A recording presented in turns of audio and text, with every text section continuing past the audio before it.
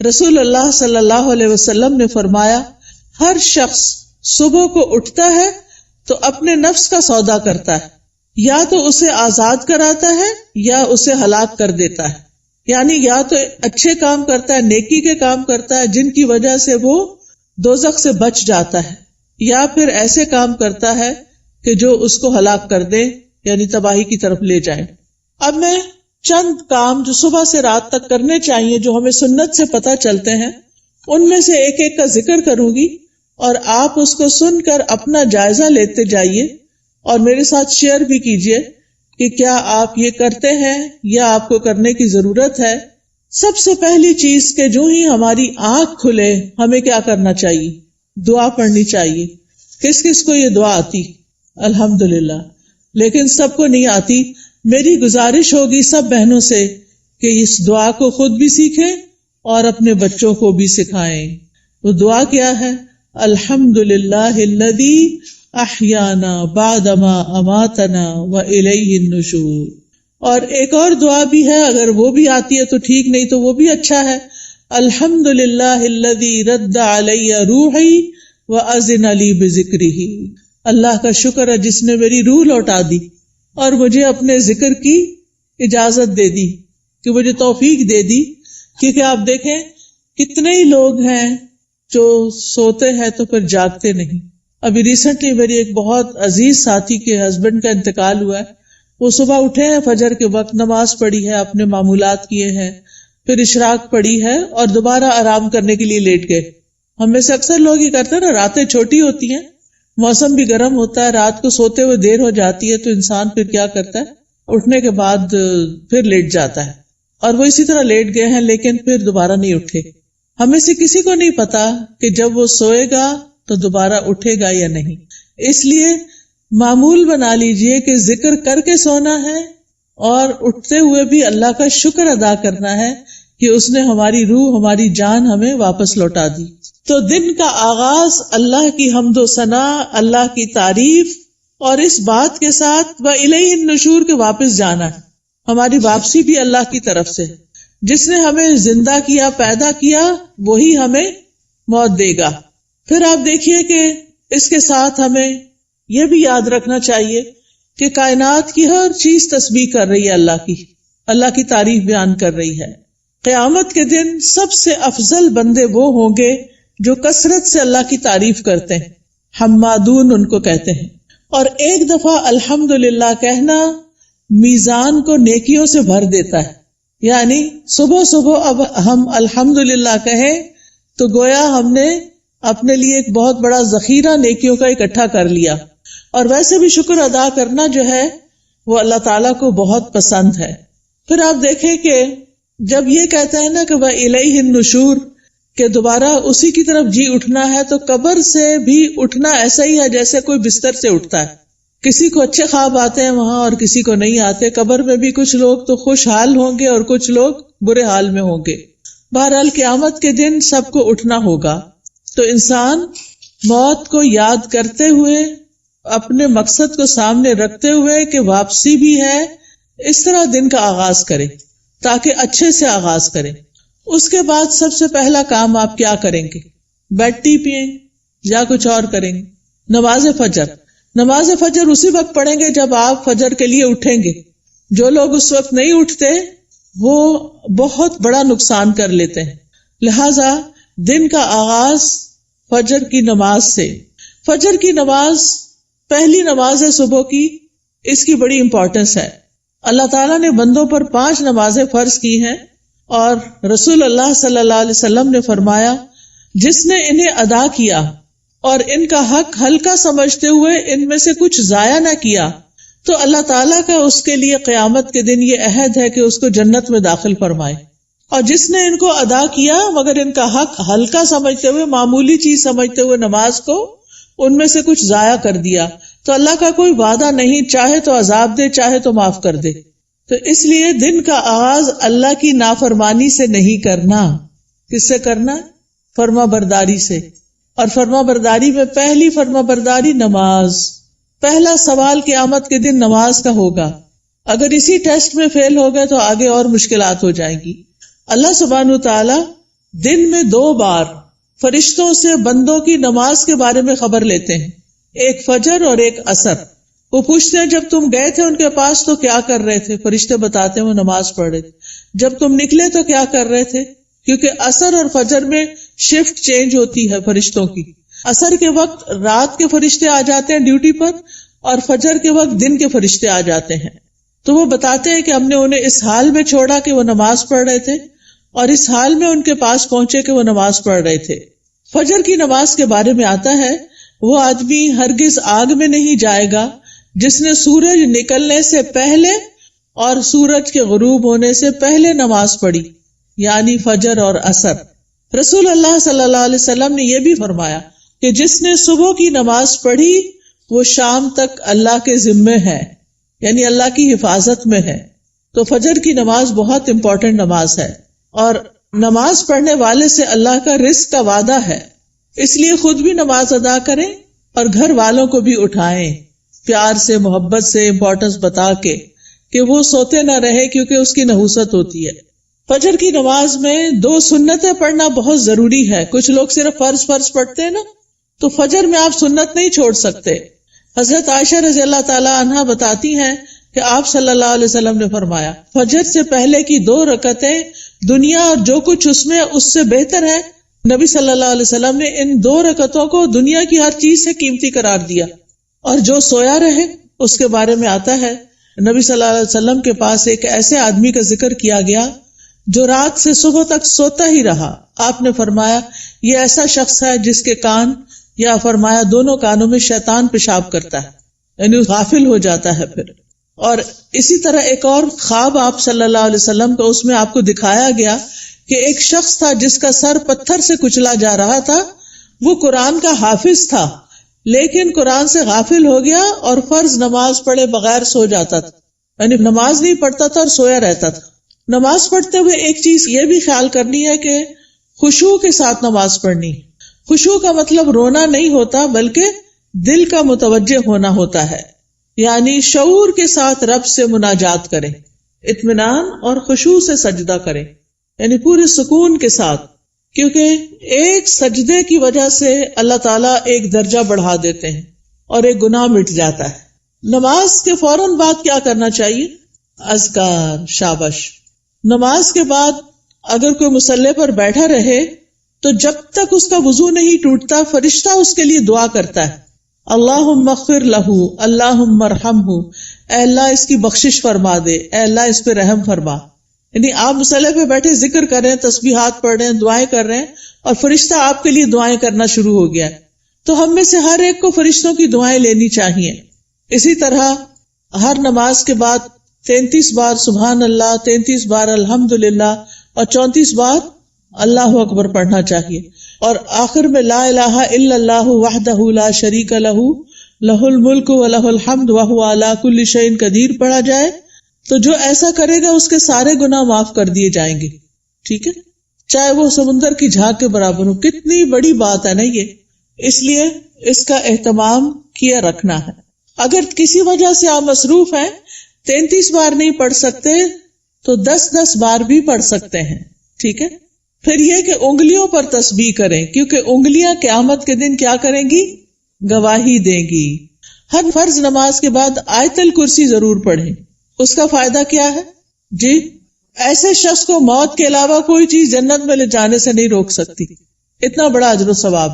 میں یہ ساری باتیں اس لیے کر رہی ہوں کہ آپ اپنا جائزہ لیں۔ اگر کوئی چیز چھوٹ گئی ہے، بھول گئی ہے، پتہ ہے لیکن کرتے نہیں، تو کرنا شروع کر دیں۔ وہ دن جس میں یہ باتیں کریں گے آپ، اس کی نسبت بہت زیادہ اجر و ثواب والا ہوگا جس میں آپ یہ نہیں کریں گے۔ دنیا کے کام کبھی ختم نہیں ہو سکتے، لیکن ہمیں کیا کرنا چاہیے؟ اپنے اذکار، اپنی عبادات کو بھولنا نہیں۔ اسی طرح ہم میں سے اکثر لوگ کہتے ہیں مجھے نظر لگ گئی، وہ فلانے نے جادو کر دیا، وہ گھر میں یہ شر ہو گیا۔ تو اس کا حل بتایا گیا ہے کہ ہر نماز کے بعد قل هو اللہ 1 دفعہ، قل اعوذ برب الفلق 1 دفعہ، اور قل اعوذ برب الناس 1 دفعہ پڑھیں۔ یہ نماز کے بعد پڑھنی چاہیے۔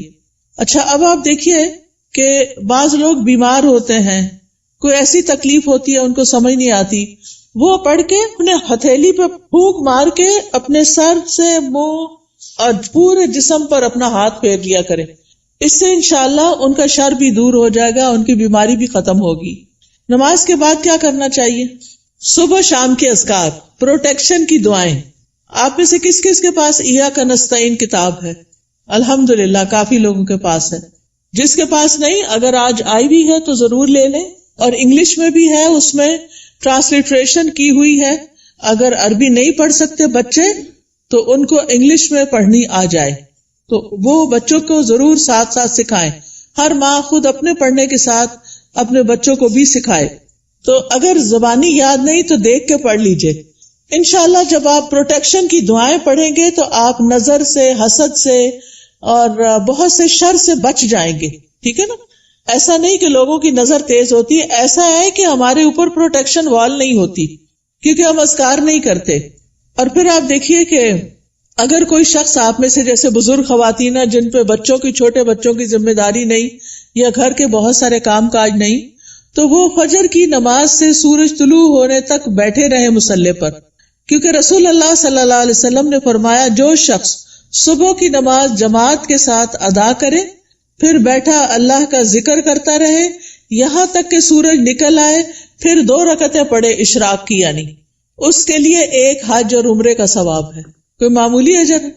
کتنا بڑا اجر کما لیتے ہیں وہ لوگ جو تھوڑا صبر سے بیٹھے رہتے ہیں فجر کے بعد اور نفل پڑھ کے اٹھتے ہیں، اور 2 رکعتیں ہی پڑھنی ہوتی ہیں. تو انسان کا دل، اس کی روح، یہ سیراب ہو جاتے ہیں ان اعمال سے جو ابھی تک میں نے آپ کو بتائے. آپ کے لیے خیر و برکات کے دروازے کھل جاتے ہیں، دنیا اور آخرت میں سلامتی کا ذریعہ ہے، عظیم اجر و ثواب کا ذریعہ ہے، شر کے آنے سے پہلے، تکلیف کے آنے سے پہلے، واقع ہونے کے بعد اسے ہٹانے کا ذریعہ ہے. یہ دعائیں، یہ جو میں بتا رہی ہوں نا پروٹیکشن کی دعائیں جو ہیں، رب کے سامنے فقر اور عاجزی کا اظہار بھی ہے، اللہ تعالیٰ کی نعمتوں کا اعتراف بھی ہے. اور یہ ایسے ہی ہے جیسے کوئی دشمن سے بچنے کے لیے اپنے آگے کوئی بال کھڑی کر لے. تو انشاءاللہ اگر ساری نہیں بھی پڑھ سکتے تو معوذتین، بسم اللہ الذی لا یضر، اعوذ بکلمات اللہ التامات من شر ما خلق، اور کچھ اور مختصر دعائیں پڑھ کے اپنے اوپر بھی پڑھیں اور بچوں کو بھی پڑھنا سکھائیں. اس کے بعد کیا کریں گے یہ بتائیے؟ تلاوت کریں، چاہے تھوڑی سی ہی کیوں نہ کریں. اور اگر میں سمجھتی ہوں بچوں کے اسکول جانے کا وقت ہوتا ہے تو اپنی تلاوت کا وقت نہیں رہتا، پھر آپ کیا کریں؟ اپنے فون پر قرآن مجید کا کچھ نہ کچھ حصہ ریگولر لگا دیں. کوئی پورے قرآن کو ڈاؤن لوڈ کر لیں، اب تو ایسی ویب سائٹس بھی ہیں، وہاں سے آپ شروع کریں، الحمد سے الناس تک پورا کریں. ہر روز تلاوت لگا دی، بچے بھی تیار ہو رہے ہیں، آپ بھی کچن میں کام کر رہی ہیں اور ساتھ ساتھ تلاوت سنیں. کیوں؟ ان الذین یتلون کتاب اللہ واقاموا الصلاۃ وانفقوا مما رزقناہم سرا وعلانیۃ یرجون تجارۃ لن تبور. بے شک جو لوگ اللہ کی کتاب کی تلاوت کرتے ہیں، اور تلاوت کا عربی میں معنی فالو کرنا بھی ہوتا ہے، سمجھ کے پڑھنا، اور انہوں نے نماز قائم کی اور جو کچھ ہم نے انہیں دیا ہے اس میں سے انہوں نے پوشیدہ اور ظاہر خرچ کیا، وہ ایسی تجارت کی امید رکھتے ہیں جو کبھی برباد نہ ہوگی. یہ لوگ اللہ کے ساتھ ایک بزنس کر رہے ہیں. یہ چیزیں یہ پڑھتے ہیں، تلاوت کرتے ہیں، قرآن پڑھتے ہیں، لوگوں پہ خرچ کرتے ہیں، تو یہ اللہ کے ہاں ایسا اجر، اتنا پروفٹ پائیں گے کہ سوچ بھی نہیں سکتے، تاکہ وہ انہیں ان کے اجر پورے پورے دے اور اپنے فضل سے انہیں زیادہ بھی دے. بے شک وہ بے حد بخشنے والا نہایت قدردان ہے. تو پیاری بہنوں، تلاوت کو نہیں چھوڑنا، چاہے ایک صفحہ ہی کیوں نہ ہو، ایک ربع ہی کیوں نہ ہو، ہاف جز کیوں نہ ہو، ایک پارہ کیوں نہ ہو. میرے ایک بہنوئی تھے، فوت ہو گئے، اللہ تعالیٰ ان پہ رحم فرمائے. وہ چاند کی پہلی تاریخ کو پہلا سپارہ پڑھتے اور آخری کو آخری سپارہ پڑھتے، اور اس طرح ہر مہینے پورا قرآن ختم کر لیتے. تو جن لوگوں کی بہت زیادہ مصروفیات ہیں، ریٹائرڈ لائف گزار رہے ہیں، ان کو کیا کرنا چاہیے؟ قرآن کی تلاوت زیادہ کرنی چاہیے، کیونکہ قرآن جو ہے یہ غموں کا علاج ہے، شفا ہے، سکون کا ذریعہ ہے، اس لیے اس کو نہیں چھوڑنا. ایک حرف پڑھنے کا کتنا اجر ہے؟ 10 گنا.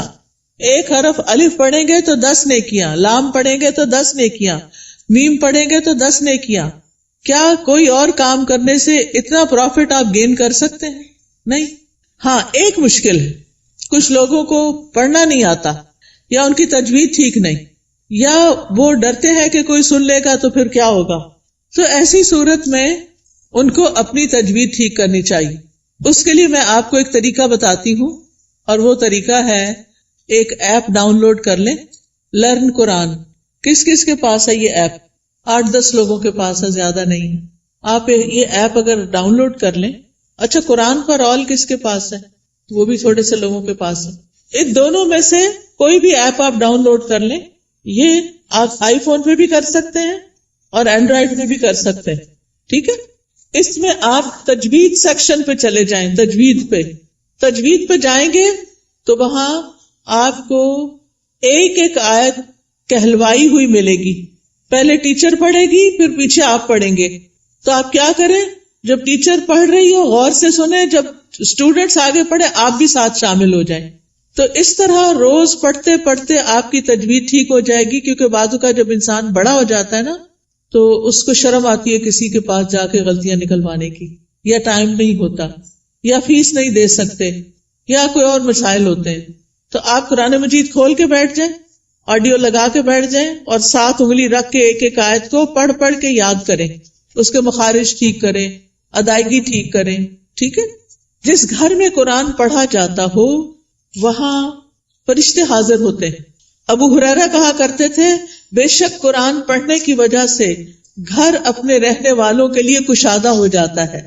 اس میں فرشتے حاضر ہوتے ہیں، شیاطین اس گھر کو چھوڑ دیتے ہیں اور اس کی خیر و برکت بڑھ جاتی ہے. یعنی اس گھر میں خیر و برکت ہوتی ہے جس میں کیا ہوتا ہے، قرآن کی تلاوت ہوتی ہے. آج آپ دیکھیں ہمارے بچے ویڈیو گیمز کے پیچھے دیوانے ہیں، قرآن پڑھنے کے لیے تیار نہیں. ہم اپنے پیچھے کیا چھوڑ کے جا رہے ہیں؟ آپ کو پتا نا، جب بچے قرآن پڑھتے تو ماں باپ کو بھی ثواب ملتا ہے کیونکہ انہوں نے ان کو پڑھوایا. لیکن اگر ہمارے بچے قرآن ہی نہیں پڑھ رہے تو مرنے کے بعد کون ہمارے لیے دعائیں کرے گا، کون ہمارے لیے کچھ کرے گا؟ تو اس لیے پیاری بہنوں، آپ ان کے لیے عملی نمونہ بنو، رول ماڈل بنو. آپ گھر میں ان کے بیچ میں بیٹھ کے تلاوت کرو، سیکھو. اگر نہیں تو انہیں بتائے، میں اب دیکھو اس ایج میں سیکھ رہی ہوں، چلو ہم سب مل کے سیکھتے ہیں. ان کو بھی ساتھ بٹھا لیں، چھوٹی سی گھر میں کلاس بنا لیں، 2-3 بچے اور آپ خود بیٹھ جائیں. اگر آپ کے ہسبینڈ بھی ساتھ بیٹھ جائے تو بہت ہی اچھا ہے. اگر یہ نہیں ہوتا تو کوئی ٹیچر ہائر کریں جو گھر پہ آئے، یا آپ اس کے پاس لے جائیں یا آن لائن پڑھائیں. لیکن اس فریضے سے آپ نے کوتاہی نہیں کرنی کہ بچوں کو قرآن سکھا کے جانا ہے دنیا سے. اور جس گھر میں قرآن نہیں پڑھا جاتا وہ اپنے رہنے والوں کے لیے تنگ ہوتا ہے، نحوست ہوتی ہے اس میں. فرشتے اس گھر کو چھوڑ دیتے ہیں، شیاطین آ جاتے ہیں اور اس گھر کی خیر و برکت کم ہو جاتی. تب ہمارے اوپر ہے نا، ہم کیا چاہتے ہیں. قرآن مجید صرف موبائل سے نہیں پڑھیں، وہ بھی ٹھیک ہے اگر نسخہ نہیں ہے آپ کے پاس، لیکن مصحف ہونا چاہیے. اور مصحف کو اپنے سرانے رکھا کریں. سرانے سے مطلب بیڈ سائڈ ٹیبل ہے نا، وہاں رکھا کریں. کیونکہ قبر میں بھی قرآن سرہانے کی طرف سے آئے گا اور بچائے گا. اگر دنیا میں ساتھ نہیں رکھا نا، قبر میں نہیں آئے گا. سمجھ آ گئی بات؟ تو ابھی سے اس کو پاس رکھے، ساتھی بنائیں تاکہ قبر میں بھی وہ آپ کے ساتھ ہو. حدیث میں آتا ہے، آدمی کو جب اس کی قبر میں لایا جاتا ہے تو فرشتہ اس کے سر کی طرف سے عذاب دینے کے لیے آتا ہے. تو تلاوت قرآن اسے دور کر دیتی ہے. قبر میں عذاب نہیں دینے دیتے، وہ کہتے پیچھے جاؤ. جب فرشتہ سامنے آتا ہے تو صدقہ اسے دھکیل دیتا ہے. جب پاؤں کی طرف آتا ہے تو مساجد کی طرف جانا اس کو دھکیل دیتا ہے. ٹھیک ہے، پھر آپ دیکھیے کہ تلاوت کر لی آپ نے، تو آپ اب اٹھ کے 2 نفل پڑھ لیں اگر آپ نے پہلے نہیں پڑھے تلاوت سے. ورنہ فجر کی نماز پڑھ کے تلاوت شروع کر دیں اور پھر اشراق کے نفل پڑھ لیں، تو ٹائم بھی پاس ہو جائے گا، حج عمرے کا ثواب بھی ملے گا. یہ 2 نفل جو ہیں سارے جوڑوں کا صدقہ ہے. میں اکثر لوگوں کو بتاتی ہوں، اگر آپ کے جسم میں آپ کو جوائنٹس پین ہے تو آپ یہ تجربہ کر کے دیکھیں، اپنے سارے جوڑوں کا صبح صبح صدقہ دیں، 2 نفل پڑھیں، آپ کی تکلیف دور ہو جائے گی. کیونکہ میں نے یہ پرسنلی ایکسپیرینس کیا. پھر آپ دیکھیے ہر روز اپنے نفع مند علم میں اضافہ کریں. چاہے کوئی اچھا لیکچر سنیں، چاہے کوئی کلاس جوائن کریں، چاہے کوئی کتاب پڑھیں. تو علم نافع جو ہوتا ہے وہ 2 طرح کا ہوتا ہے. ایک دینی اور شرعی علم جس میں ہم قرآن کا ترجمہ سیکھتے ہیں، تفسیر سیکھتے ہیں، جس میں ہم دعائیں سیکھتے ہیں، جس میں ہم نماز کا طریقہ سیکھتے ہیں، سیرت کے بارے میں سیکھتے ہیں، احادیث پڑھتے ہیں. یہ دینی علوم ہے. اور دنیاوی علم جس سے انسان دوسروں کو فائدہ پہنچا سکے، جیسے طب ہے، ڈاکٹر بننا ہے، بزنس ہے، ایگریکلچر ہے، انڈسٹری کے بارے میں جاننا، آئی ٹی کے بارے میں، یہ ساری تعلیم حاصل کرنا تاکہ آپ دوسرے لوگوں کو فائدہ پہنچا سکیں اور اپنی ارننگ بھی کر سکیں. تو یہ بہت فائدے کی چیز ہے کہ اب آپ نے نماز، قرآن تلاوت، اشراق سب کر لی، اب یا اپنی جاب پہ جائیں یا پھر اگر گھر میں ہیں تو گھر کے کام کاج کریں اور اس کے بعد اپنا نالج بھی بڑھائیں. اس کے لیے آپ سیکوینس کے ساتھ لیکچر سنا کریں. کبھی حدیث جیسے شروع کر لی ہے تو وہ سارے لیکچرز پورے کر لیں، ہر روز ایک ایک کر کے. اگر تفسیر شروع کر لی ہے تو اس کو شروع کر کے آگے تک لے جائیں، لیکن اپنے علم میں پختگی لائیں. اور اگر ہو سکے تو کوئی نہ کوئی کلاس جوائن کریں. رسول اللہ صلی اللہ علیہ وسلم نے فرمایا، جو شخص صبح کے وقت اس لیے مسجد کی طرف نکلا کہ بھلائی سیکھے یا سکھائے تو اس کے لیے پورا حج ادا کرنے والے کے مثل اجر ہے. اتنا بڑا اجر ہے. یاد رکھیں، علم سیکھنے اور سکھانے کے لیے وقت مقرر کریں، جگہ مقرر کریں، ورنہ اگر آپ صرف چلتے پھرتے ہی سن رہے ہیں تو پکا علم نہیں آئے گا. کوئی بات سمجھ آئے گی، کوئی نہیں آئے گی. نہ ہونے سے بہتر ہے کچھ تو سن لیں، لیکن گھر میں بھی ٹیبل چیئر سیٹ کر کے رکھیں اور اپنا لیپ ٹاپ سیٹ کریں اور کوئی آن لائن کلاس جوائن کر لیں یا پھر گھر میں پڑھیں، خود سے سیلف اسٹڈی کریں، لیکن ٹائم اور پلیس، زمان اور مکان مقرر کریں. اس سے آپ کی گروتھ ہوگی. جتنا جتنا آپ سیکھتے جائیں گے آپ نیکیوں میں آگے بڑھتے جائیں گے، برائیوں سے دور ہوتے چلے جائیں گے. پھر آپ دیکھیں کچھ بہنیں ناشتہ نہیں کرتی، وہ کہتی ہیں کہ موٹے ہو جائیں گے اور چھوڑو پرے، لیکن ناشتہ ضرور کریں. آپ کو کام کرنے کے لیے، پڑھنے کے لیے، جاب پہ جانے کے لیے انرجی چاہیے. چاہے چند کھجوریں ہی کیوں نہ کھا لیں، کھجور پانی لے لیں، کچھ اور سیڈز وغیرہ لے لیں، نٹس لے لیں، جو بھی آپ کو پسند ہو. اگر دودھ پسند ہے تو زیادہ دودھ اور کم چائے ڈال کے پی لیں. بہت سے لوگ صرف کافی پی لیتے ہیں، تو وہ درست نہیں کہ آپ اپنے آپ کو صرف ایسی چیزوں پر کہ جو آپ کے اندر کیفین ڈالے اور آپ صرف اس کی وجہ سے ایکٹیو اور غذائیت نہ ہو، تو آپ دیکھیں کہ پھر آپ سے بہت سے کام ہو نہیں پاتے، آپ جلدی تھک جاتے ہیں. تو اس کو بھی بچائیے. اپنے جسم کی حفاظت بھی عبادت ہے، ٹھیک ہے نا؟ جسم کی حفاظت بھی عبادت ہے. یہ نہیں کہ سب کی ٹیک کیئر کرتے کرتے اپنے آپ کو بھلا کے رکھ دیں اور پھر کسی کام کے نہ رہیں، نمازیں بھی بیٹھ کے شروع کر دیں. یہ نہیں ہونا چاہیے. پھر آپ دیکھیے کہ کھانا بھی عبادت ہے. بسم اللہ پڑھ کر کھائیں، بیٹھ کر کھائیں. میں نے دیکھا ہے کہ بعض اوقات لوگ اس بات کی پرواہ نہیں کرتے، چلتے پھرتے کھا رہے ہوتے. خاص طور پر مائیں کچن میں کام کر رہی ہیں، اپنا ناشتہ رکھ لیا، ادھر سے ایک نوالا لیا، ادھر کام کیا. یہ درست نہیں. آپ کے بچے بھی یہی کریں گے. چھوٹے بچوں کو بھی میں نے دیکھا ہے وہی بھاگتے دوڑتے کھا رہے ہوتے ہیں. یہ درست طریقہ نہیں ہے. سنت طریقے سے کھائیں، کھانا عبادت ہو جائے گا. پھر دائیں ہاتھ سے کھائیں اور پیئیں. ہر گھونٹ پہ الحمدللہ کہیں.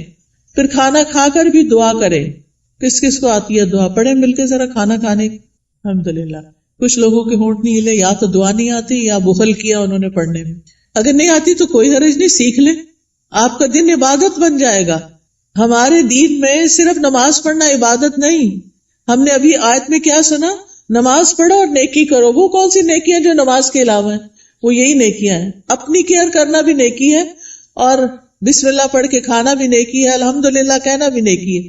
جو بندہ پانی پی کر الحمدللہ کہتا ہے، اللہ اسے راضی ہو جاتا ہے، خوش ہو جاتا ہے. کہ یہ مشکل کام تو نہیں اللہ کو راضی کرنا، بشرطے کہ ہمارے کچھ آداب اور مینرز ایسے ہوں. صبح صبح اپنے آپ سے سیلف ٹاک کیا کریں اور کہا کریں، میری ساری زندگی میرے رب کے لیے، میں اللہ کی بندی ہوں، اللہ کی فرما بردار بنوں گی، اللہ کا حکم مانوں گی، اللہ کو راضی کروں گی. اپنے آپ سے یہ باتیں کیا کریں. میں ہر کام اللہ کی پسند کا کیا کروں گی، کیونکہ جو آپ سوچتے ہیں، آپ بولتے ہیں، پھر وہ کرتے بھی ہیں. ٹھیک ہے نا؟ کیونکہ ہمارے دل میں کیا ہوتا ہے، فلاں کیا کہے گا، اس کو خوش کرنا، اس کو راضی کرنا، فلانا کام کرنا، فلانا. ٹھیک ہے وہ سب کریں، لیکن اپنا خیال بھی رکھیں. ہم نماز پڑھ کے بھی عبادت کرتے ہیں، ہم مخلوق کا خیال رکھ کے بھی عبادت کر رہے ہوتے ہیں، اور ہم اپنے عادات کو اچھا بنا کے بھی عبادت کر رہے ہوتے ہیں. تو ہمیں اپنا ایمان بھی بڑھانا ہے، اور ایمان بڑھانے والا ماحول بھی قائم کرنا ہے. اپنے گھر کا ماحول، اپنے سوشل سرکل کا ماحول ایمان بڑھانے والا. آپ ایسے لوگوں سے ملیں جن سے ملنے کے بعد آپ کا ایمان اوپر جائے، اور ان لوگوں سے ذرا دور رہیں، اسپیس دیں جن سے مل کے آپ کی طبیعت خراب ہوتی ہے، اور وہ ایسی غیبت کرتے ہیں کہ آپ کا ایمان خراب کر دیتے ہیں. کیونکہ میں نے دیکھا ہے کہ بہت دفعہ خواتین سب بچے وغیرہ اسکول گئے، ہسبینڈ آفس گئے، اب کیا شروع ہو گئے، موقع مل گیا ان سب کی شکایتیں کرنے کا. کبھی اماں کو شکایت لگا رہے ہیں، کبھی دوست کو لگا رہے ہیں، روزانہ کی روٹین. کچھ لوگوں کو تو ہمیں فون کرنا ہی ہوتا ہے کہ ہمارے دوست ہوتے ہیں، آ نہیں سکتے، ہم جا نہیں سکتے، تو ہم فون پہ باتیں کرتے ہیں. اور اب تو فیس ٹائم اور پتہ نہیں کیا کیا باتیں کرنے کے ذریعے آ گئے ہیں دور بیٹھے لوگوں سے بھی. ایک دن ایک بچی نے مجھے فون کیا، رو رہی ہو. میں نے کہا کیا مسئلہ ہے، تمہیں کچھ اور کی طرف سے تکلیف ہے؟ نہیں کوئی تکلیف نہیں، تمہارے رزق کی کمی نہیں، وہ بھی کمی نہیں، میرے پاس ہر نعمت. میں نے کہا پھر کیوں رو رہی؟ کہتی ہے وہ میری بھابھی نے میری امی کا جینا حرام کر رکھا ہے. میں نے کہا آپ کو کیسے پتا چلا؟ یعنی مجھے لیٹسٹ خبر دے رہی تھی کہ آج میری بھابھی نے یہ فساد گھر میں کیا. میں نے کہا وہ اللہ کے بندے آپ کو بتاتے کیوں ہیں؟ وہ یو کے میں رہتی تھی. میں نے کہا آپ پاکستان کی خبریں یو کے میں سن کے رو کے کینیڈا میں رپورٹ کر رہی ہیں، ساری دنیا کو سر پہ اٹھائے ہوئے ہیں. کیا فائدہ ایسی زندگی کا؟ اگر ہمارے گھر میں کوئی جھگڑا نہ تو اللہ کے واسطے بیٹیوں کو آرام سے اپنے گھر میں رہنے دیں، اپنے جھگڑوں کو گھر میں خود ہی نپٹا لیں. بہو کی شکایتیں بیٹی کو، بیٹی کی شکایتیں باپ کو، اس کو یہ چھوڑ دیں. یہ سکون برباد کرنے والی چیزیں ہیں. بات کریں تو علم کی بات کریں، اچھی کسی کو کھانا پکانے کی ٹپ دیں، کوئی بیمار ہے تو اس کو صحت کے لیے کوئی مشورہ دیں، لیکن اس قسم کی باتیں نہ کریں کیونکہ یہ غیبت ہے. اور آپ کی نے جو صبح سے وہ اٹھی ہوئی ہے نا اور جو کچھ کیا ہے سب صفائی ہو جائے گی، شام ہونے سے پہلے سب کچھ ختم. تو اس لیے بہت ضروری ہے کہ ہم کیا کریں، اپنی زندگی کا جائزہ لیں کہ کون سی چیزیں ایمان بڑھانے والی ہیں اور کون سی گھٹانے والی ہیں. ایمان گھٹانے والے کام، گناہ کے کام، نافرمانی کے کام، جھوٹ اور بخل. پھر آپ دیکھیں کہ اپنے جسم اور اپنی روح کا خیال کرنے کے لیے اپنے آپ کو صاف ستھرا رکھیں، یہ بھی عبادت ہے. آپ نے وہ حدیث سنی ہوگی نا، صفائی نصف ایمان ہے، وہ بچپن میں رٹا دیتے ہیں. اپنے جسم کی صفائی، ایکسٹرا بالوں کی صفائی، اپنے کپڑوں کی صفائی، اپنے گھر کی صفائی پہ لگ جائیں. اور کس نیت سے کہ یہ عبادت ہے. میں اپنا ماحول صاف کر رہی ہوں، اپنے گارڈن کو صاف کر رہی ہوں، اپنی کھڑکیاں صاف کر رہی ہوں، جو بھی کریں. اور ایک ہی دن میں سب کچھ نہیں کریں، پھر نماز بھی نہیں پڑھی جائے گی. اپنا اسکیجول بنا کے سیٹرڈے کو یہ کرنا، سنڈے کو یہ، منڈے کو یہ، اور کس کام میں کس کو ساتھ لگانا ہے، بچوں کو لگانا ہے، ہسبینڈ کو لگانا ہے، اپنی کسی فرینڈ کو بلا کے ساتھ لگانا ہے، وہ سارا کچھ لکھ کے رکھ لیں. اور اکیلی اپنی جان پہ زیادہ بوجھ نہ ڈالے، ٹھیک ہے. پھر اپنے جسم، ناخن، بال، دانتوں، ان سب کی صفائی کا اہتمام. مسواک رب کو راضی کرنے کا ذریعہ ہے. پھر وضو کے بعد کی دعا، پھر اذان سن کے اس کی دعا. پھر کوئی بھی ایسی چیز جو آپ کو پریشان کرتی ہے اس کے بارے میں اپنے رب پر توکل کہ یا رب تو ہی کرنے والا ہے، میں تیری ہی طرف رجوع کرتی ہوں، تجھ سے ہی دعا کرتی ہوں. اور رب سے دل ہی دل میں باتیں کیا کریں. کسی بھی طرح کے حالات ہوں، اللہ کی رحمت سے نا امید نہ ہوں، اللہ کی رحمت سے پر امید رہیں. باہر گروسری کرنے جا رہے ہیں، کوئی بھی کام کر رہے ہیں، اس کے ساتھ اپنا غور و فکر اور ذکر جاری رکھیں. تمام دن اللہ کے ذکر سے اپنی زبان کو تر رکھیں. یعنی دنیا کے کام کرتے ہوئے جب زبان یعنی کہ خالی ہے، کچھ بھی بولنے کو نہیں، تو اللہ کا ذکر دل ہی دل میں اور زبان سے کرتے رہیں، کیونکہ اس سے آپ کے دل میں سکون رہے گا، آپ کی روح سرشار رہے گی. ایک دفعہ سبحان اللہ اور الحمدللہ کہنے سے زمین آسمان بھر جاتا ہے. اور یہاں پر کچھ کارڈز بھی ہم آپ کے لیے لائے ہیں جن میں اذکار ہیں، تو اپنے کام کاج سے فارغ ہو کے آپ وہ ذکر کر سکتے ہیں، جیسے یہ تسبیحات ہیں. پھر اسی طرح اگر آپ کو رزق کی تنگی ہے تو یہ رزق میں کشادگی کے لیے دعائیں ہیں. پھر اگر کسی اہم کام میں آپ کو مشورہ کرنا تو یہ استخارہ ہے، استخارہ کیسے کریں اور اس کی دعا. پھر اسی طرح اللہ کا شکر ادا کرنے کے لیے یہ الحمدللہ کا کارڈ ہے، یہ دعائیں ہیں شکر ادا کرنے کی، اللہ کی تعریف کی، کیونکہ اللہ کی تعریف کرنے والے قیامت کے دن سب سے افضل بندے ہوں گے. پھر یہاں کچھ تسبیحات بتائی گئی ہیں، ان کا انگلش میں بھی ٹرانسلیشن ہے جن کے بہت بڑے بڑے فائدے ہیں. پھر آپ دیکھیے اگر قرض سے پریشان ہیں، مالی معاملات میں، تو یہ دعائیں ہیں، ان کا بھی انگلش ٹرانسلیشن موجود ہے. پھر یہ پروٹیکشن کی دعائیں ہیں. تو آپ دیکھیے کہ معمولی قیمت کے یہ کارڈ جو ہیں آپ کی زندگی میں بہت بڑی تبدیلی لا سکتے ہیں. تو آپ نے اگر یہ سارے اپنے گھر میں رکھے ہوئے ہوں ایک دن ایک اٹھا کے پڑھ لیجئے، دوسرے دن دوسرا پڑھ لیجئے، تیسرے دن تیسرا پڑھ لیجئے، اور اس طرح آپ کا ذکر کے ساتھ ایک رابطہ قائم ہو جائے گا. کثرت سے توبہ استغفار کریں. اگر کوئی مسائل ہے زندگی میں، کوئی پریشان کر رہی ہے چیز، تو استغفار کی کثرت، استغفر اللہ کی تسبیح کر سکتے ہیں، اللہم اغفر لی کی تسبیح کر سکتے ہیں. پھر اسی طرح وقت کا بہتر سے بہتر استعمال کریں. وقت جو ہے وہ بہت قیمتی نعمت ہے. ایک دفعہ اگر وقت چلا جائے تو دوبارہ نہیں آتا، اس لیے ہر دن کو مفید اور پروڈکٹیو ڈے بنائیں. رسول اللہ صلی اللہ علیہ وسلم نے فرمایا 2 نعمتیں ایسی ہیں جن کے بارے میں اکثر لوگ خسارے میں ڈالے گئے ہیں، ایک تندرستی اور دوسرے فراغت، کہ اس سے وہ فائدہ نہیں اٹھاتے جتنا اٹھانا چاہیے. بیمار ہو کر تو انسان کچھ کر نہیں سکتا. جب تک اللہ آپ کو چلتا پھرتا رکھے، آپ عبادت بھی خوب دل بھر کے کریں اور بندوں کی خدمت بھی کریں اور فضول قسم کی ایکٹیویٹیز میں اپنا وقت ضائع نہ کریں. آپ دیکھیے کہ ہمارے دن میں کئی ڈسٹریکشنز ہوتی ہیں، خاص طور پر فون کی وجہ سے. ہم نے کوئی اپنے گول سیٹ کیے ہوئے ہوتے کہ آج کے دن میں نے یہ اور یہ کام کرنے ہیں. آپ کرنا شروع کرتے ہیں کہ اتنے میں بیل بج جاتی ہے، آپ فون اٹھا لیتے ہیں اور کہیں سے کہیں پہنچ جاتے ہیں، اور جو کرنے کا کام تو وہ دھرے کا طرح رہ گیا. تو اس چیز سے بھی آپ نے کانشیس رہنا ہے. کچھ وقت کے لیے فون بند کر دیا کریں اور اس وقت اپنے کرنے کے کام پہلے پورے کریں، پھر اس کے بعد فون کھولیں، تاکہ آپ کا دن نتیجہ خیز دن ہو. جب انسان اپنے کرنے کے کام کر لیتا ہے تو اس کو ایک خاص سیٹسفیکشن ہوتی ہے، خاص خوشی نصیب ہوتی ہے. تو آپ اپنے کرنے کے کاموں کی لسٹ بنائیں، اپنے مقاصد کو دہرایا کریں، بے مقصد چیزوں سے خود کو دور رکھیں، اور جو ٹارگٹ آپ حاصل کرنا چاہتے ہیں اس کے لیے دیکھیں کہ آپ کو کیا کیا چاہیے، وہ بھی لکھ لیں.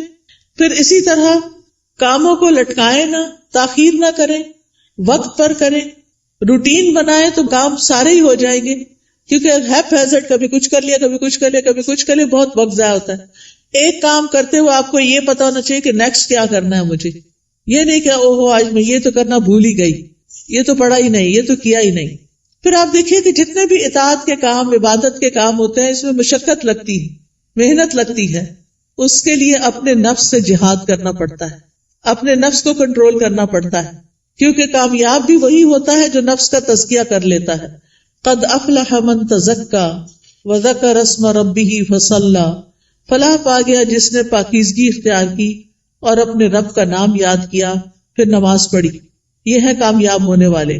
لہذا دن بھر اپنی نمازوں کی حفاظت، کیونکہ نماز قبر میں ساتھ داخل ہوگی، بچوں نے بھی نہیں داخل ہونا، مال نے بھی داخل نہیں ہونا، کسی دوست نے بھی ساتھ نہیں جانا. جس چیز نے جانا ہے اس کی فکر سب سے پہلے کرے. نبی صلی اللہ علیہ وسلم سے سوال کیا گیا کہ سب سے افضل اعمال کون سے ہیں، تو آپ نے فرمایا نماز کو اس کے اول وقت پر ادا کرنا. ٹائم ہو تو بلا وجہ تاخیر نہ کریں، فوراً پڑھ لیں. اور پھر نماز کی 12 سنتیں بھی ادا کیا کریں دن بھر میں، کیونکہ ایسا کرنے والے کے لیے جنت میں گھر بنا دیا جاتا ہے.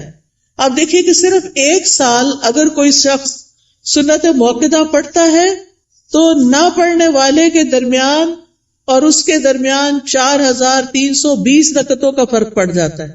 یعنی ایک وہ شخص جو 12 رکعتیں پڑھتا ہے سال بھر اور دوسرا صرف فرض پڑھ رہا ہے اور کوئی نہیں پڑھ رہا سنت، تو ان دونوں کے درمیان 1 سال میں اتنا فرق پڑ جائے گا. اگر 1 رکعت بھی وتر روز پڑھتے ہیں آپ تو سال میں 365 رکعتیں بنتی ہیں، یہ منیمم. لیکن کچھ لوگ وتر بھی نہیں پڑھتے، وہ اس سے بھی محروم. روزانہ چاشت کی 2 رکعتیں پڑھنا یا اشراق کی 2 رکعتیں پڑھنا اور نہ پڑھنا برابر نہیں، 703 رکعتوں کا فرق پڑ جاتا ہے. ٹھیک ہے، تو اس لیے اپنی سستی کی وجہ سے نمازوں سے غفلت نہ برتیں، سنتوں کی بھی حفاظت کریں. پھر یہ ہے کہ دن میں کوئی چوٹ لگ گئی، کوئی بری خبر سن لی، کوئی بچے کا کام ایسا آ گیا، کوئی دل کو ناخوشگوار کرنے والی چیزیں آ گئی، تو ایسے میں اللہ کی طرف فوراً رجوع کریں. کوئی بری خبر سن لی، فوراً اللہ کی طرف رجوع. اور پھر اس کے بعد ہر کام عبادت سمجھتے ہوئے کریں، چاہے کھانا پکانا ہے، چاہے صفائی کرنا ہے، چاہے کپڑے دھونا ہے. کھانا کھلانا جو ہے وہ افضل ترین عبادت ہے. قرآن مجید میں آتا ہے وَيُطْعِمُونَ الطَّعَامَ عَلَى حُبِّهِ مِسْكِينًا وَيَتِيمًا وَأَسِيرًا إِنَّمَا نُطْعِمُكُمْ لوجہ اللہ لا نرید منکم جزاء ولا شکورا. وہ اس کی محبت میں کھلاتے ہیں مسکین کو، یتیم کو، اسیر قیدی کو. کیا کہتے ہیں کھلاتے ہوئے؟ ہم تمہیں صرف اللہ کے چہرے کی خاطر کھلا رہے ہیں کہ ہم اللہ کا دیدار کرنا چاہتے ہیں. ہم تم سے نہ شکریہ چاہتے ہیں نہ بدلہ چاہتے ہیں. انا نخاف من ربنا یوما عبوسا قمطریرا. بے شک ہم اپنے رب سے اس دن کے بارے میں ڈرتے ہیں جو تیوری چڑھانے والا نہایت سخت ہوگا. تو ان کے ساتھ کیا معاملہ ہوگا؟ اللہ بھی ان کو قیامت کے دن کی مشقتوں سے بچا لے گا اور ان کو خوشی اور تر و تازگی ملے گی. فوقاہم اللہ شر ذلک اليوم ولقاہم نضرۃ وسرورا. تو اس لیے کھانا گھر والوں کو بھی پکا کے کھلائیں یا مہمانوں کے لیے پکائیں تو خوشی خوشی پکائیں، احسان نہ جتائیں اور ضائع نہ کریں. کپڑے دھونا، نہانا، بچوں کو نہلانا، گھر صاف کرنا، یہ سب صفائی اور طہارت کے اہتمام ہیں، یہ ایمان کو مکمل کرتے ہیں. پھر آپ دیکھیے کہ نیکیوں کے کام میں سستی نہیں کرنی.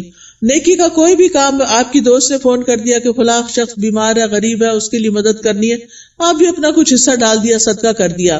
تو نیکی کے ہر کام میں حصہ ڈالا کرے. حضرت ابوبکر کے بارے میں آتا ہے، نبی صلی اللہ علیہ وسلم کی مجلس میں لوگ بیٹھے ہوئے تھے. آپ نے پوچھا آج تم میں سے کس نے روزے کی حالت میں صبح کی ہے؟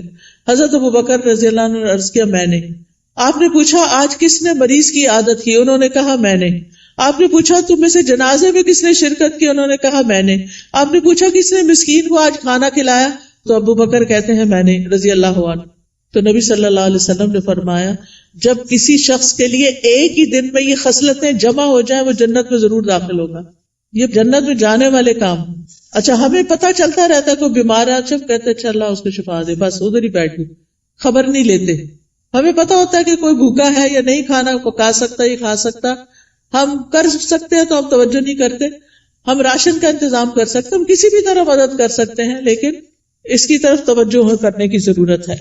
پھر اللہ کی نافرمانی سے بچیں، جہنم کو سامنے رکھتے ہوئے گناہوں سے بچیں.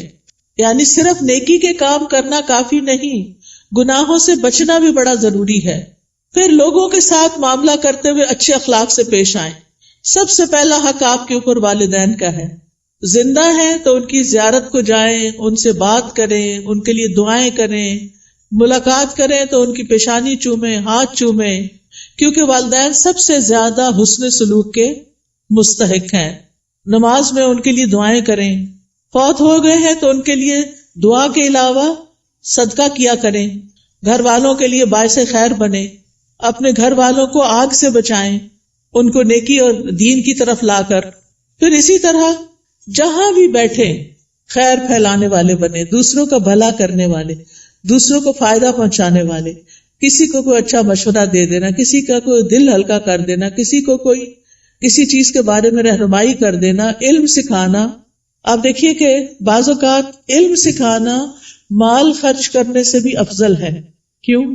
اس لیے کہ مال خرچ کرنے سے ختم ہو جاتا ہے اور علم سکھانے سے بڑھ جاتا ہے اور پکا ہو جاتا ہے. اس لیے چاہے اپنے بچوں کو سکھائیں، چاہے اپنے بہن بھائیوں کو کچھ نہ کچھ چھوٹا موٹا کنٹریبیوشن کرتے رہا کریں. جو اچھی باتیں آپ کو پتہ چلی ہیں وہ دوسروں کو بھی بتائیں. اس کے لیے آپ کے گھر میں کتابیں ہونی چاہیے، آپ کو کوئی نہ کوئی کلاس جوائن کرنی چاہیے تاکہ آپ سیکھیں اور سکھائیں. اس کے لیے کوئی بہت پی ایچ ڈی کرنے کی ضرورت نہیں ہوتی، وہ چند لوگ بھی کر لے تو کافی ہو جاتے ہیں. باقی لوگ روز مرہ کی چھوٹی چھوٹی چیزیں اور خاص طور پر خواتین اپنے بچوں کی تربیت کرتے ہوئے ان کو آداب اور مینر اور اخلاق سکھائیں گے تو یہ بہت بڑی کنٹریبیوشن ہوگی، وہ آپ کے لیے صدقہ جاریہ بنے گی. تو لوگوں کے ساتھ اچھے اخلاق سے پیش آئیں. ابن قیم کہتے ہیں آدمی کی برکت یہ ہے کہ وہ جہاں بھی مقیم ہو خیر کی تعلیم دے، خیر پھیلائے. تو اچھے اخلاق سے بھی انسان خیر پھیلا رہا ہوتا ہے. پھر اسی طرح دور پار ریلیٹیوز کی خبر گیری کرنا، پڑوسیوں کی خبر گیری کرنا، مریضوں کی خبر گیری کرنا، ملاقات کے وقت سلام کرنا، اپنے آس پاس کے لوگوں کا ہاتھ پٹانا، ان کے ساتھ تعاون کرنا. گھر میں اگر آپ کے علاوہ اور لوگ رہتے ہیں، اگر آپ بچے اور والدین ہیں تو ان کے کاموں میں ان کا ہاتھ بٹانا، کسی رشتہ دار کو ڈرائیو کر کے ہاسپٹل تک لے جانا. یعنی چھوٹے چھوٹے کام ہیں جن میں آپ دوسروں کے لیے خیر اور بھلائی کا باعث بنے. کسی پر خرچ کرنا، اپنے عزیزوں پیاروں کو تحفے تحائف دینا، یہ سارے نیکی اور خیر کے کام ہیں جو آپ کے دن کو افضل بنا دیتے ہیں. پھر زبان کی حفاظت، یہ بڑی ضروری ہے، کیونکہ جو بات بھی ہم کرتے فرشتے لکھ لیتے ہیں. تو فضول باتیں نہیں کرنی، کیونکہ ہماری انرجی ضائع ہوتی ہے اس میں بھی. کام کی بات کرنی ہے. انسان کے اسلام کا حسن یہ ہے کہ بیکار باتوں سے کنارہ کشی کرے. نبی صلی اللہ علیہ وسلم نے فرمایا خوشخبری ہے اس کے لیے جس نے اپنی زبان پہ قابو پا لیا اور اسے اس کے گھر نے گنجائش دی اور وہ اپنے گناہ پہ رویا. یعنی اس کا گھر اس کے لیے کافی ہو گیا، اس کے لیے سہولت ہے اس میں، اور فضول باتیں نہیں کرتا. کیلو کال چھوڑ دینا چاہیے. ہی سیڈ، شی سیڈ، یہ کہا گیا، فلاں نے یہ کیا، اس نے وہ، اس سے بہت سے فساد پھیلتے ہیں.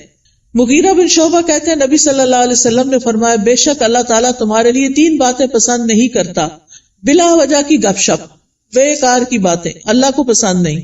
مال ضائع کرنا، اور اس میں بعض اوقات ایکسٹرا ٹیشو استعمال کرنا، ٹیپ کھول کے باتوں میں لگ جانا اور پانی ضائع کرنا، بلا وجہ بتیاں جلا کے رکھنا، بیکار میں ادھر ادھر گھومنا، گاڑی کا گیس ختم کرنا. یعنی چھوٹی چھوٹی چیزوں میں بچت کرنی چاہیے. پھر اسی طرح یہ ہے کہ کسی کو زبان سے اذیت نہیں دینی چاہیے، کثرت سے صدقہ کرنا چاہیے، فقراء مساکین کا خیال کرنا چاہیے. پھر ایک اور بات یہ کہ غصے اور ناراضگی سے بچنا چاہیے. قرآن مجید میں جنت میں جانے والوں کی جو خوبیاں بتائی گئی ہیں وہ کیا ہے؟ وَالْكَاظِمِينَ الْغَيْظَ وَالْعَافِينَ عَنِ النَّاسِ وَاللَّهُ يُحِبُّ الْمُحْسِنِينَ. وہ غصہ پی جانے والے ہوتے ہیں اور کیا کرتے ہیں؟ لوگوں کو معاف کرتے ہیں. یہ کام بڑا مشکل ہے، لوگوں کو معاف کرتے ہیں. اللہ ایسے محسنوں سے محبت کرتا ہے. اگر ہمیں پتا چلے کہ کسی کو معاف کرنے سے اللہ مجھ سے محبت کرے گا تو ہمیں کیا مشکل ہے کہ جھگڑا چھوڑ دیں. لیکن بعض اوقات ہم ایگو کا مسئلہ بنا کے جھگڑا نہیں چھوڑتے، جس کی وجہ سے ہم اللہ کی نظر میں بھی گر جاتے ہیں اور بندوں کی نظر میں بھی. کوئی رسپیکٹ نہیں رہتی جھگڑا کرنے والوں کی. تو اس لیے بہت ضروری ہے کہ لوگوں کو معاف کرتے جائیں، کیونکہ وہ انسان ہے. یا تو یہ نہ کہ ہم نے کبھی کوئی غلطی نہ کی ہو، اگر ہم سے بھی غلطیاں ہوتی ہیں تو پھر دوسروں کو معاف کرنے میں کیا مشکل ہے. پھر قطع رحمی سے بچیں، رشتہ داروں سے تعلق قائم رکھیں، چاہے وہ آپ سے نہ بھی ملنا چاہیں. دوسروں پر ظلم سے بچیں، کیونکہ مظلوم کی آہ فوراً اوپر پہنچتی ہے. دل کی سختی سے بچیں، برے خیالات اور بدگمانیوں سے بچیں، غیبت کرنے اور سننے سے بچیں. مشکل وقت میں اللہ سے مدد مانگیں اور صبر کریں. آج ایک بچی کا میسج آیا کہ میری امی نے میرے بارے میں ایسا اور ایسا کہا ہے، میں اس وقت سے رو رہی ہوں، بہت میری طبیعت خراب ہو گئی. تو میں نے کہا پھر صبر کس چیز کا نام؟ اگر آپ نے اس وقت اپنے آپ کو سنبھالنا نہیں اور اس کو اتنا دل پہ لے لینا ہے، آپ اسٹرانگ بنیں. ماں باپ جب کوئی تنقید کرتے ہیں نا تو وہ ہمیں سمجھانے کے لیے، ہمیں میچور کرنے کے لیے کرتے ہیں، ہمارے دشمن نہیں ہوتے. تو چیزوں کو ان کے صحیح رخ سے لیں. ماں باپ مارے بھی ڈانٹے بھی تو بھی معاف کریں، ان کی عزت میں کمی نہ آنے دیں. اور اگر پریشانی گھیر لے تو لا الہ الا اللہ کثرت سے پڑھیں. اللہ اللہ ربی لا اشرک بہ شیئا لا الہ الا انت سبحانک انی کنت من الظالمین. اور دیگر دعاؤں کو اور اذکار کو لازم کر لیں، جس کا میں نے ابھی آپ کو تعارف کرایا. تنگی کے بعد پھر آسانی کا انتظار کریں، کیونکہ ان مع العسر یسرا. ایسا نہیں کہ صرف تنگی آئے گی، آسانی بھی ساتھ آئے گی. اور اس سارے کاموں میں دن گزار کے پھر رات کا وقت آ گیا، اب سونے کی تیاری ہے. سونے سے پہلے آخری کام اللہ کا ذکر ہو. رات کو سورۃ الملک پڑھیں، کیونکہ یہ عذاب قبر سے بچانے والی ہے. اور دعائیں زبانی یاد کر لیں، نہیں تو آپ ایک ایپ ہے دعائیں اردو میں ٹائپ کریں گے یا عربی میں دعائیں تو انشاءاللہ وہ کھل جائے گی. اس میں ساری دعائیں ہم نے جمع کر دی. یا پھر سونے جاگنے کے اذکار والی ایپ جو ہے، اس سے بھی آپ رات کو سوتے وقت بیڈ پہ لیٹ کر بھی دعائیں پڑھ سکتے ہیں. لیکن آخری کلام ہمارا اللہ کا ذکر ہی ہونا چاہیے اور اسی حال میں سونا چاہیے. تو یہ ہے ایک مومن کی دن بھر کی روٹین اور دن بھر کے کرنے والے کام، جس سے انسان کے درجات بلند ہو جاتے ہیں. تو اللہ تعالیٰ سے میری دعا ہے کہ اللہ تعالیٰ ہم سب کو اس پر عمل کرنے کی توفیق عطا فرمائے. وآخر دعوانا ان الحمد للہ رب العالمین.